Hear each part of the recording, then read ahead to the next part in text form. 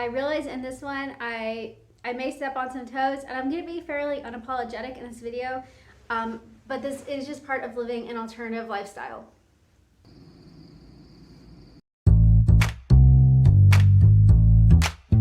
Hey everyone, welcome back to my YouTube channel. In this one, I'm going to be talking all about health insurance and why I don't have it, and actually why I'm pretty happy to not have it. I really want you to understand the spirit of the video. The spirit of the video is not to go out and cancel your health insurance. I'm not advocating not having health insurance. In fact, with all things considered, I would just assume have health insurance if I had that ability to do so. But the purpose of this video is to, dare I say, celebrate. I don't want to say celebrate not having health insurance, but I really don't see what the point of worrying about it. Like, if you already don't have health insurance and you don't have a clear route for getting it, then I don't really see what the extra worry, how that's going to help the situation. So I would really prefer to make the most of a situation and try and do my best and to mitigate the consequences if that's possible.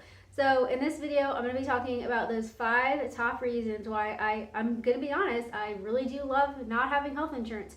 And this video is right up there with the video that I filmed almost a year ago about, I think, the benefits of being homeless. So it's right there in that category. However, I will say that the arguments for this are somewhat more compelling.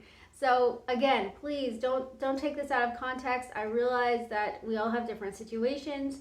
At the end of the video, I'm going to be talking about what to do if you need health insurance. There was a time when I needed health insurance. I could not afford my medication. I could not afford to go to the doctor, and I needed to get health insurance. And I'm going to tell you what I did, and I'm going to talk about other alternative things to health insurance in the traditional sense. I think that the reasons might be surprising. Maybe they won't be surprising, but let's get into them. First reason is that just going to the doctor is a lot more simple.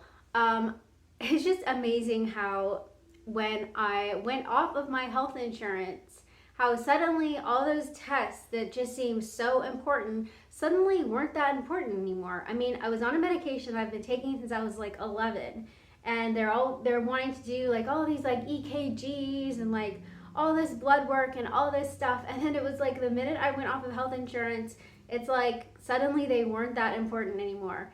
So I really appreciate not having to like go through that stuff if it's not really necessary.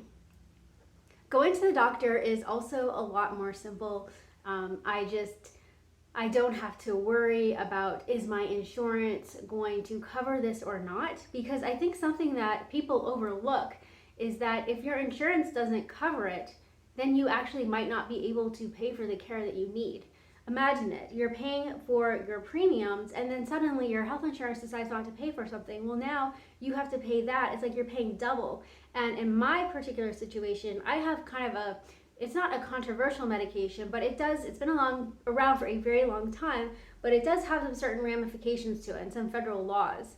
And so it can be a little bit complicated. And I've had problems in the past where insurance companies will come around and say, well, you know, we think you should only take 1 dose or 2 doses a day, or just 1 dose, or, you know, we think you should take this instead of this. And I know, because I've had this since I've been taking medication since I was 11, that I know with different medications what works and what does not work. I've been through like dozens of medications, and I know what works and doesn't work.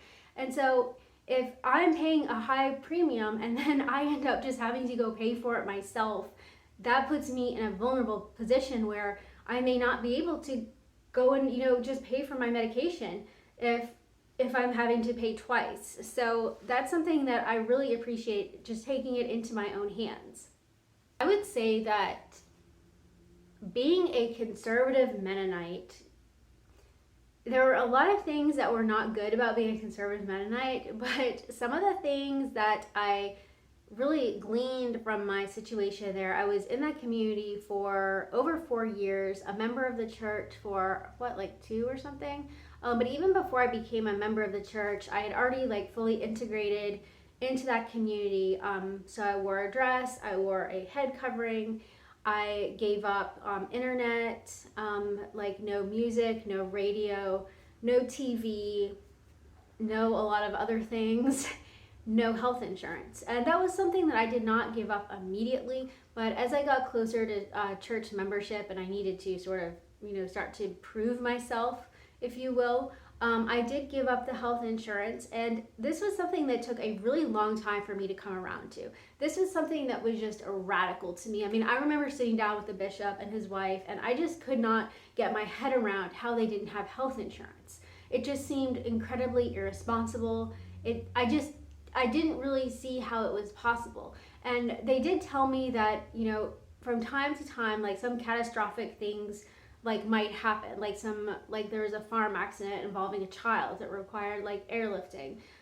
There were certain like insinuating I don't know if I said that right, circumstances where the church would come together and they would chip in. But I'm like, I know, but like, what do you do to just go? How do you just go to the doctor like in daily life? And they were like, okay, well, we just go to the doctor. And it took me a good couple of years to come around to that, but I did. And I started going to the doctor, and I was really nervous because I had to go to my same doctor. And I was like, I don't know how I'm going to go to my doctor without insurance. And I called, and they said it was $75 a visit. And yeah, so it was like, didn't break the bank. So I was like, okay, I can still go to the doctor. So I would say that like that being a Mennonite sort of already, before I got into this situation of not having health insurance and why I don't have health insurance, I'm going to tell you in just a second. But I would say that being a conservative Mennonite, that sort of had already like primed me to the normalization of not having health insurance, as in like kind of an intentional way. Now, I do not have health insurance because it's really just not affordable for me. I'm in that tier of income where I make too much money for Medicaid, even though I'm in a state that's very generous, like I'm in a top state as far as what you can make and still receive Medicaid, but I still am not eligible for Medicaid. And so now I could get like marketplace healthcare, insurance, but it's just not, I feel like I would have to really have a lot of hardship if I were paying for that.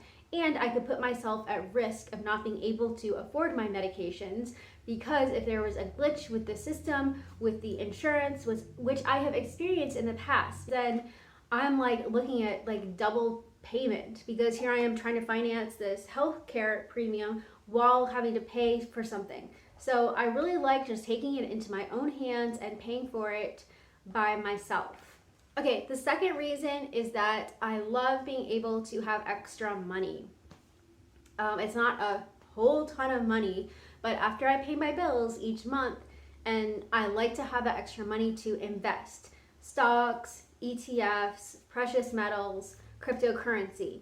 I don't have a huge portfolio, and it's a pretty shallow portfolio. But I feel like even more important than my small, very, very small portfolio, I feel like even more important is the psychological aspect of it, because I feel motivated to keep going to work, because I go to work and I can use my money to invest it. Hi, Parky. And I can use my money, and I feel motivated to keep going to work because of this investment process. I feel like if I just had to pay all of my money just for car loans and bills and health insurance, and I feel like I would lose motivation to keep going to work. And I know that going to work is very important for my own health, for my well-being, my future, my dog. I can tell like Parker is just happy in this place. He likes to go out on like little trips, but he really likes to get back to his home. And I'm just not prepared to take my dog into the car at this point. So I feel like for my own well-being, it does help me. Number 3, I like being more like accountable for my own health. I like feeling like I'm a partner in my own health. I'm not saying that you can't do this if you have health insurance, but I do sort of feel like the pressure. I recently made a change where I stopped drinking alcohol. I have never been a big drinker, but I noticed that like when I was getting stressed out at work or something, I noticed like I'd like want to have a beer when I came home. And I noticed that like the next day, like I would just feel like not quite as energetic. I would not get up as early to go for a walk and to exercise as much, which I'm trying to do more of. And I feel like not having health insurance it helps me to try and focus on my health more, because I realize that I'm personally accountable. Now, I don't want to say this recklessly. I realize that people have, just like I have a condition that I was, born with. I was born with it. I can't help it. It's since childhood, and I have to cope with that. Yeah, I didn't do anything to cause it, but I still feel like, in my case, I feel like I can just have like an active role, and I like feeling like more in charge of my life.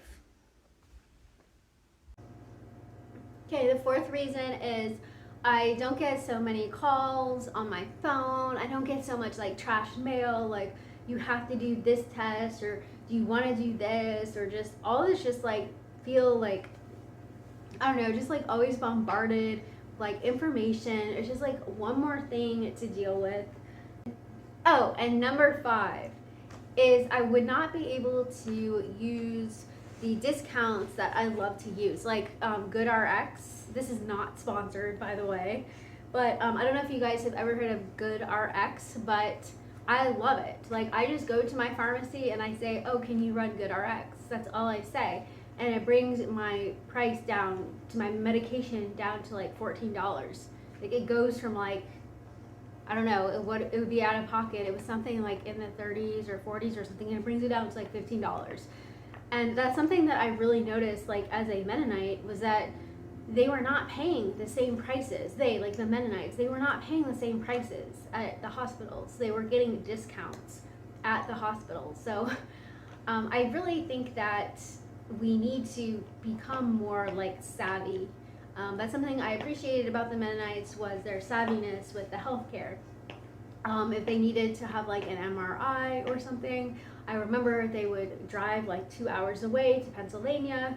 And I'm not saying that everybody can do that, but my point is that they were savvy. Like they were not just being controlled. Like they like looked into it. They were more like a consumer, like, looking at the best deal.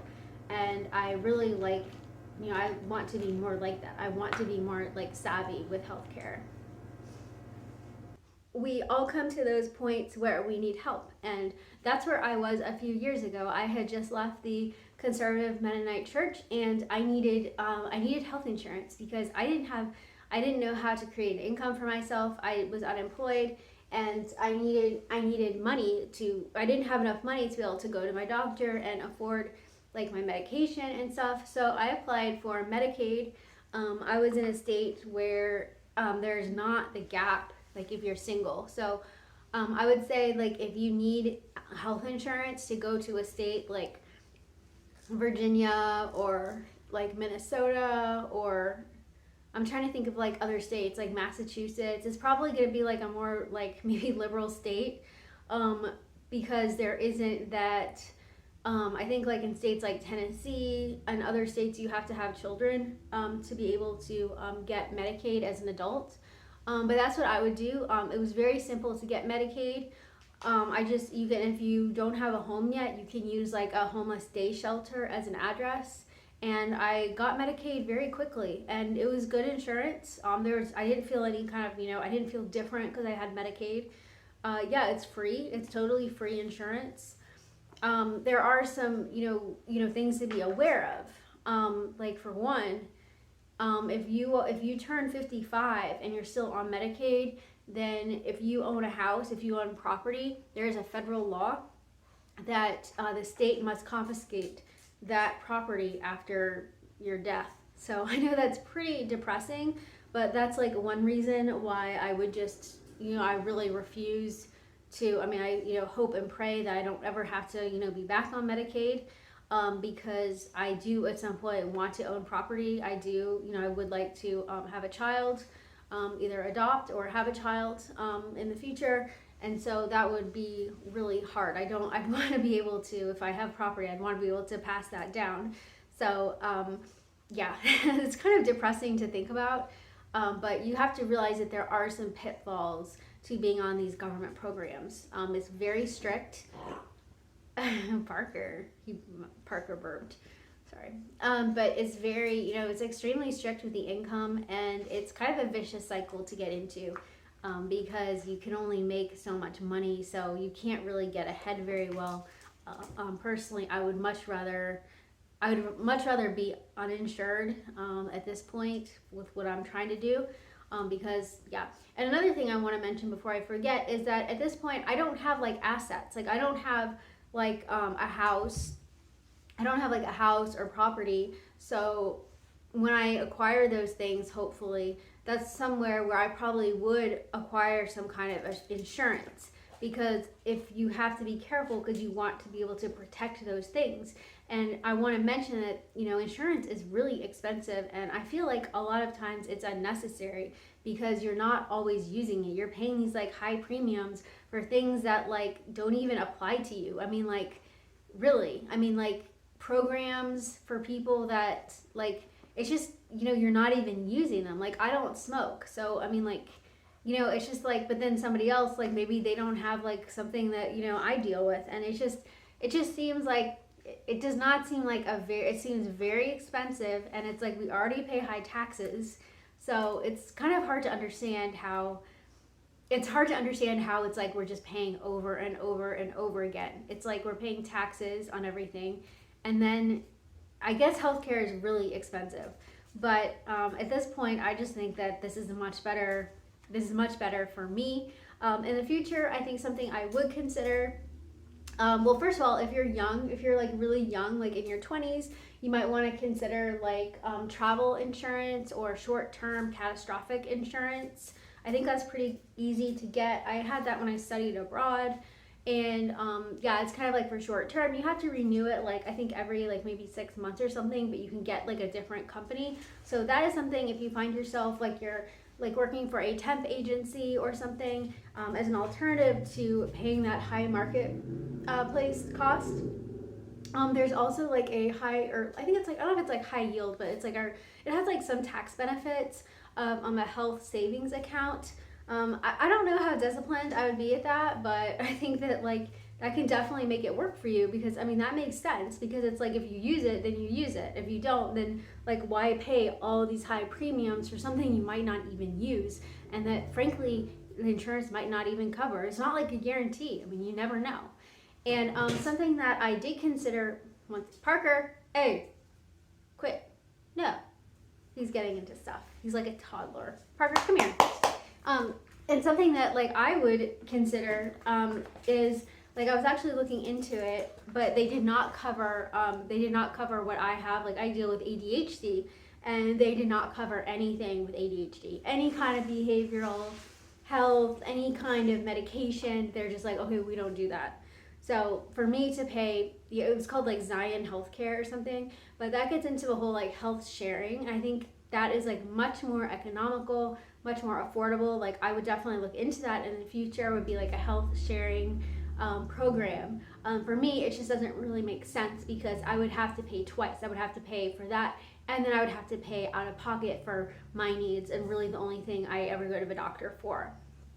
So I really hope you guys are all well. If you enjoy this video, please hit the like button. Basically tells me, tells you not to send this girl like, you know, this video to just some random corner of the internet. So by you hitting that like button, it really keeps me out of like the dark corners of the internet. So I'd appreciate that. So I hope you all are well, and we'll see you on the next one. Bye.